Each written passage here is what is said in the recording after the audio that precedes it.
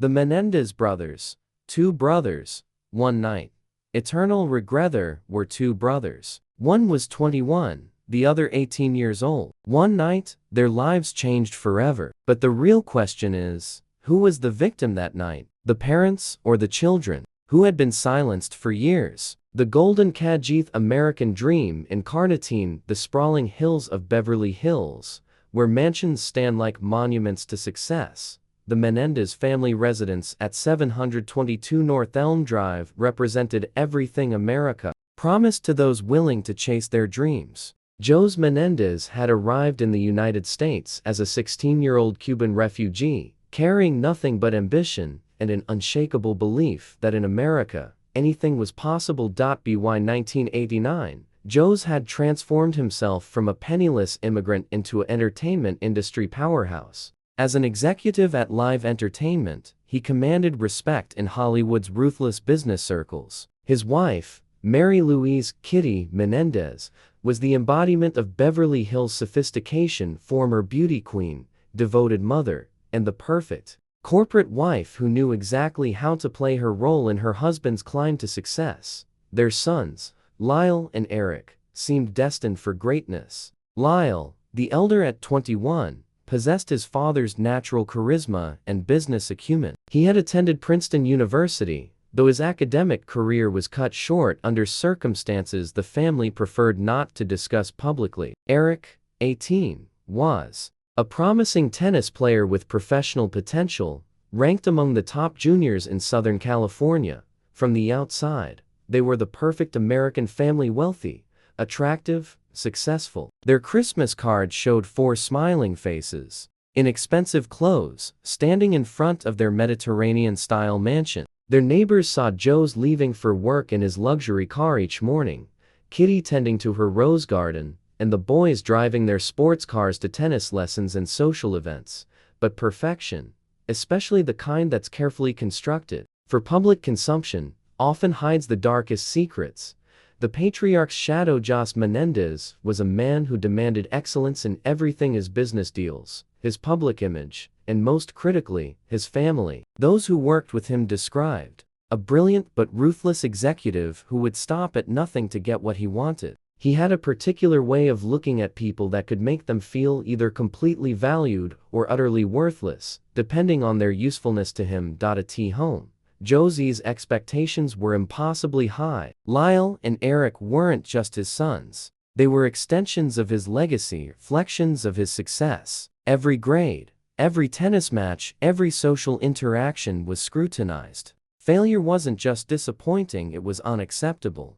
Kitty, meanwhile, struggled with her own demons. Those close to the family noticed her increasing reliance on alcohol and prescription medications. The pressure of maintaining the perfect family facade, while dealing with her husband's demanding nature, was taking its toll. She had given up her own dreams and identity to become Mrs. Jose Menendez, and the cost was becoming apparent to those who looked closely enough.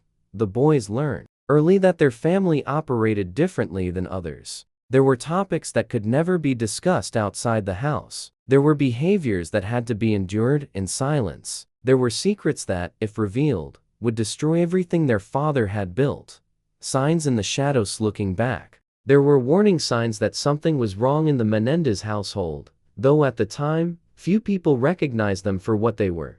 Erik, despite his athletic success, was increasingly withdrawn and anxious. His tennis coach noticed that he seemed fearful of disappointing his father, sometimes breaking down after poor performances in ways that seemed disproportionate to the situation. Teachers observed that he was often tired in class, as if he wasn't sleeping, while Lyle's problems were more obvious to outsiders. His time at Princeton had ended abruptly amid allegations of plagiarism, but those who knew him suspected there was more to the story. He had a pattern of petty crimes: credit card fraud, burglary, that made no sense for someone from his wealthy background. It was as if he was acting out, desperate for attention or control in a life where he felt he had neither. Both brothers showed signs of what psychologists would later recognize as symptoms of childhood trauma: hypervigilance, difficulty forming close relationships, episodes of depression and anxiety, and a complicated relationship with authority figures. But in Beverly Hills, where therapy was common and dysfunction was often disguised as eccentricity, these warning signs were either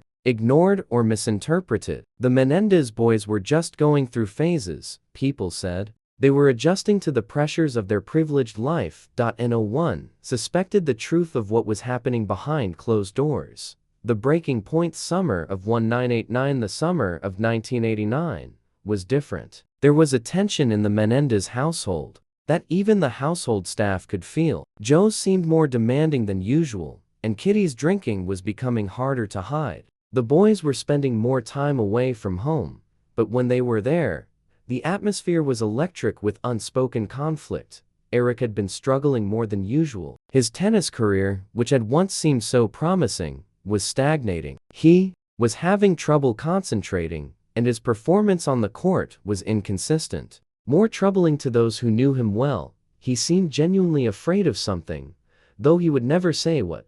Lyle, meanwhile, was becoming increasingly protective of his younger brother. Friends noticed that he would often intervene when Erik seemed overwhelmed or upset, sometimes creating distractions or making excuses to remove Erik from uncomfortable situations. The brothers, who had always been close despite their different personalities, seemed to be developing an even tighter bond. They spent hours talking privately, often in Erik's room with the door closed. When asked what they discussed, they would change the subject or make vague references to family stuff. The confession between Brother Sackerding to what would later be revealed in court. Everything changed when Erik finally found the courage to tell Lyle something he had been hiding for years. The exact date of this conversation was disputed, but it occurred sometime in the days before August 20th, 1989.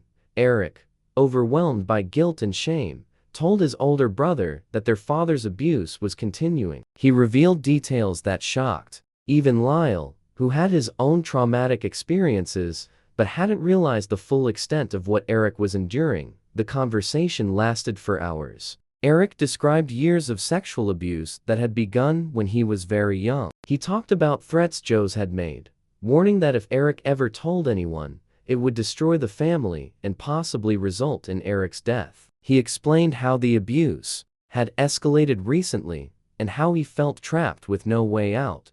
Lyle's reaction was immediate and intense. He felt protective rage toward his father and overwhelming guilt that he hadn't been able to protect his younger brother. According to the brothers' later testimony, Lyle confronted Joe's about the abuse the next day. The confrontation was explosive. Joe's, according to the brothers' account, didn't deny the allegations but instead became threatening. He told Lyle that the family's secrets would stay buried no matter what it took. Both brothers interpreted this as a death threat. Whether this confrontation actually occurred as the brothers described became a central point of legal debate. What is certain is that in the days following Erik's revelation to Lyle, both brothers became convinced that their lives were in danger. The purchase in August 18, 1989, 2 days before the murders, Lyle and Erik drove to a Big Five sporting goods store in San Diego. They told the clerk they were buying shotguns for bird hunting on their father's property. The clerk, seeing two well-dressed young men with cash, had no reason to be suspicious.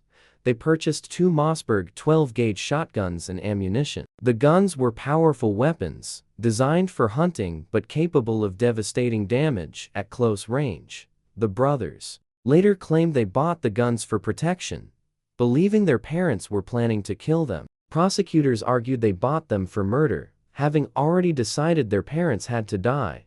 The truth of their intentions at that moment remains known only to Lyle and Erik. The night that changed everything, August 20th, 1989, Sunday evening, in Beverly Hills was typically quiet, and the Menendez household seemed no different from any other wealthy family settling in for the night. Joe's and Kitty were in the family room, a comfortable space with overstuffed furniture and a large television. Joe's was reading, while Kitty was watching television and eating ice cream from a bowl. The scene was domestic and peaceful. It was also about to become the site of one of the most shocking crimes in Beverly Hills history. At approximately 10 o'clock p.m., Lyle and Erik entered the family room. They were carrying the shotguns they had purchased 2 days earlier. What happened next was captured in forensic detail, but remained emotionally and legally complex. The brothers fired multiple shots at close range. Joe's was hit in the back of the head and died almost instantly. Kitty, initially wounded but alive, tried to crawl away from the scene. The brothers continued firing until she was dead. The physical evidence told a story of violence that was both swift and thorough. Shell casings were scattered around the room. Blood spatter patterns showed the positions of the victims and the shooters. The damage from the shotgun blasts was devastating, but the physical evidence couldn't explain the emotional reality of what had occurred in that room. Were these cold-blooded killers executing a plan for financial gain? Or were they terrified young men who believed they were fighting for their survival? The immediate aftermath. What the brothers did immediately after the murders would become crucial. Evidence in their trials. Instead of calling police, instead of fleeing the scene, instead of any behavior that might suggest panic or remorse, they made a decision that seemed to indicate premeditation. They left the house, got in Erik's car, and drove to a local movie theater. They bought tickets for a showing of Batman, which had been playing for several weeks. They purchased popcorn and sodas. They sat through the entire movie. Witnesses at the theater later testified that the brothers seemed normal, not agitated, not upset, not like people who had just committed a double murder. They laughed at appropriate moments in the film. They ate their snacks. They appeared to be two young men enjoying a night out. After the movie ended, they drove to a nearby restaurant, where Erik had left his car earlier that day. They then drove home separately, arriving at their house around 11:47 p.m. The 911 call. When they arrived home, the brothers called 911. The call, which was recorded and later played repeatedly in court, seemed to show two young men in shock and grief over discovering their parents' bodies. "Someone killed my parents," Lyle screamed into the phone, his voice breaking with what sounded like genuine anguish. The 911 operator tried to calm him down and get information about the situation. Lyle's responses seemed chaotic and emotional, exactly what might be expected from someone who had just discovered such a horrific scene. When police arrived, they found the brothers outside the house, crying and consoling each other. The officers' initial impression was that these were grieving sons who had returned home to find their parents murdered. The crime scene itself supported this narrative initially. There were no signs of forced entry, but this could indicate that the killers were known to the family. Valuable items throughout the house were untouched, suggesting this wasn't a robbery gone wrong. For the first several months of the investigation, Lyle and Erik were treated as victims and witnesses rather than suspects, living with secrets. The inheritance. Menendez had been worth approximately $14 million at the time of his death. His will left everything to Kitty, and her will left everything to their sons. With both parents dead, Lyle and Erik stood to inherit a fortune. The brothers' behavior in the months following the murders raised eyebrows among investigators. Rather than showing signs of grief or trauma, they embarked on an extraordinary spending spree that seemed to indicate they were celebrating rather than mourning. Erik, who had been driving a modest car, purchased a $64,000 Porsche. He also hired a full-time tennis coach, something he had wanted for years, but his father had refused to pay for. Lyle bought expensive watches, clothes, and other luxury items. He also purchased a restaurant in Princeton, apparently hoping to establish himself as a businessman. Together, the brothers spent over $700,000 in the 6 months following their parents' deaths. They traveled, partied, and lived the high life in a way that seemed inconsistent with recent bereavement. Friends and family members began to whisper. While grief affects everyone differently, the brothers' behavior seemed strange even by those standards. They appeared happy, liberated even, rather than devastated by their loss. The investigation deepens as months passed without arrests in the case. Pressure mounted on the Beverly Hills Police Department to solve what had become a high-profile double murder. The media was paying attention, wealthy residents were demanding answers, and the department's reputation was at stake. Investigators began looking more carefully at the brothers' behavior and finances. They discovered the gun purchases in San Diego. They documented the extensive spending. They interviewed friends and family members who described the brothers' seemingly celebratory mood, but they still lacked direct evidence linking Lyle and Erik to the murders. The case might have remained unsolved indefinitely if not for a decision Erik made that would ultimately lead to both brothers' arrests.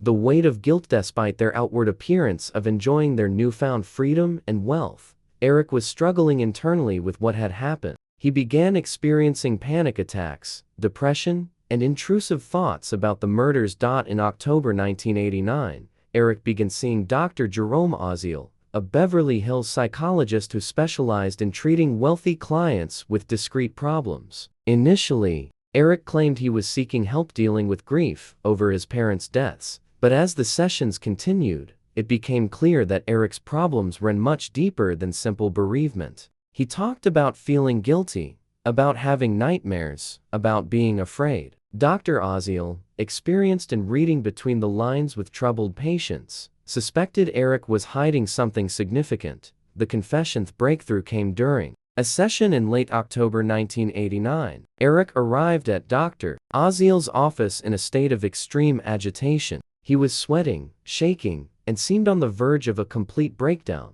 Under Dr. Oziel's careful questioning, Erik's composure finally cracked. In a torrent of emotion, he confessed not only to the murders, but to the years of abuse that he claimed had led to them. Erik described in graphic detail the sexual abuse he alleged his father had inflicted on him since childhood. He talked about threats Joes had made, warning that speaking out would result in Erik's death. He explained how telling Lyle about the ongoing abuse had led to a confrontation with their father, and how both brothers had become convinced that Joes and Kitty were planning to kill them to protect the family's secrets. Dr. Oziel was faced with an ethical dilemma. His patient had confessed to murder, but the confession was made in the context of describing years of abuse. Was Erik a cold-blooded killer or a trauma victim who had acted in what he believed was self-defense? The psychologist decided to continue treating Erik while carefully documenting everything that was said. He also, controversially, began audio recording some of the sessions without Erik's knowledge. The net Closerick's confessions to Dr. Oziel might have remained confidential under doctor-patient privilege, but the psychologist made a decision that would ultimately expose everything. Concerned about his own safety, Erik had mentioned that Lyle was aware of the therapy sessions and was worried about what Erik might reveal. Dr. Oziel told his mistress, Judalon Smythe, about the confessions. This decision proved to be the key that unlocked the entire case. Smythe, who had her own complicated relationship with Dr. Oziel, eventually contacted police and told them about Erik's confessions. In March 1990, nearly 7 months after the murders, police obtained a warrant to arrest both brothers. Erik was taken into custody in Los Angeles, while Lyle was arrested in New York, where he had been attending to business matters. The arrest shocked Beverly Hills and made national news. The image of two grieving sons was suddenly replaced by that of two alleged killers who had been living it up on their dead parents' money. The trial of the century media circus. The Menendez Brothers trial became a media sensation unlike anything America had seen before. The case had everything that captivated public attention: wealth, family secrets, attractive defendants, and a shocking crime that challenged people's assumptions about family relationships. Court TV, a relatively new cable channel, decided to broadcast the trial live from gavel to gavel. This decision transformed what might have been a local California criminal case into a national obsession. Millions of Americans found themselves following every detail of the proceedings. The brothers were represented by skilled defense attorneys who understood the public relations aspect of high-profile cases. Leslie Abramson, who represented Erik, was particularly effective at presenting her client as a victim rather than a perpetrator. The prosecution, meanwhile, painted the brothers as greedy killers who had murdered their parents for money and then lived lavishly while pretending to grieve. The defense team made a decision that was both brilliant and risky.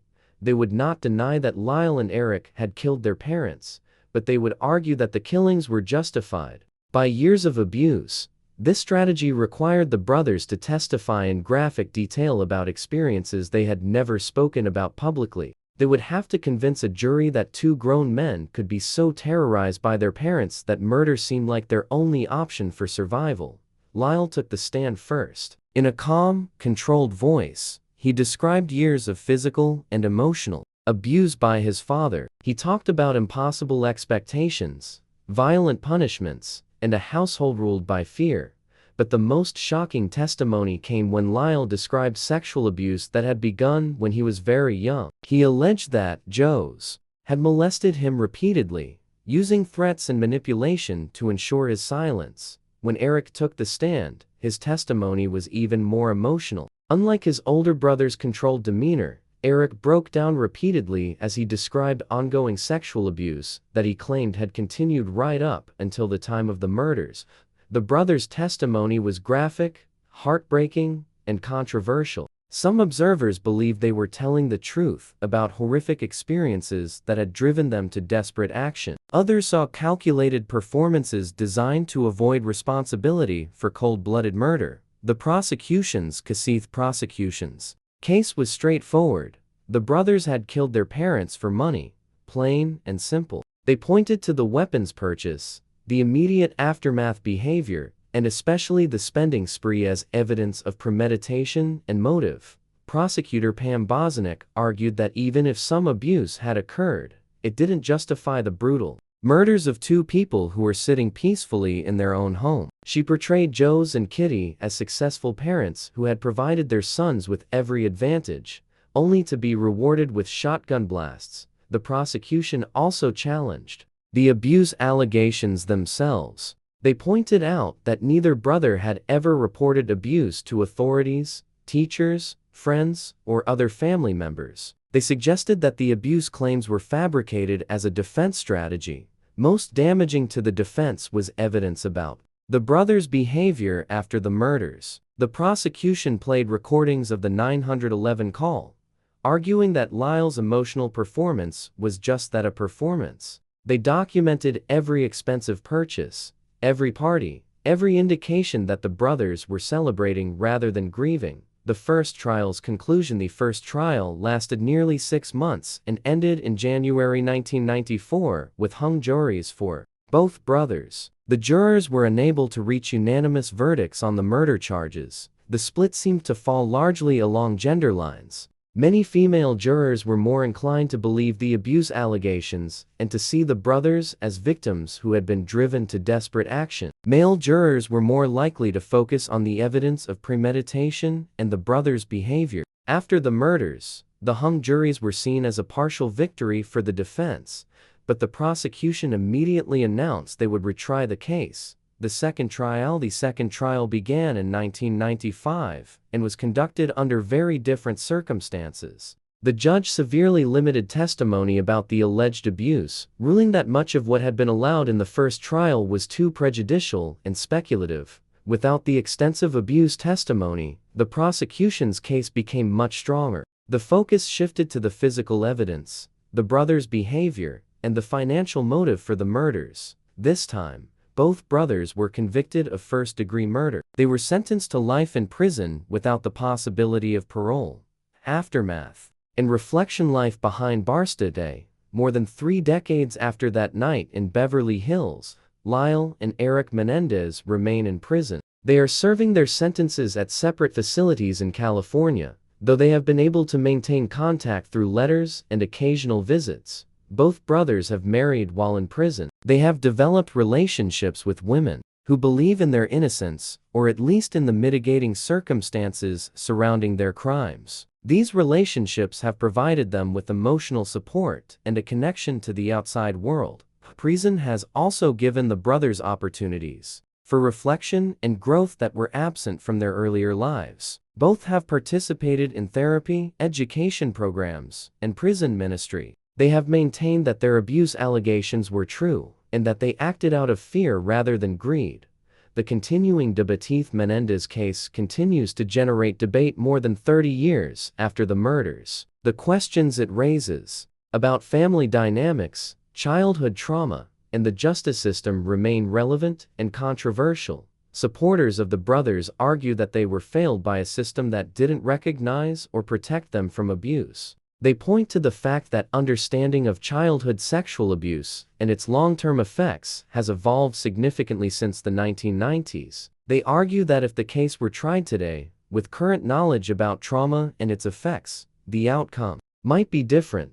Critics maintain that regardless of what may have happened in their childhood, the brothers' response was unjustifiable. They argue that adults have options other than murder, no matter how difficult their circumstances. They point to the brothers' behavior after the murders as evidence of their true motivations.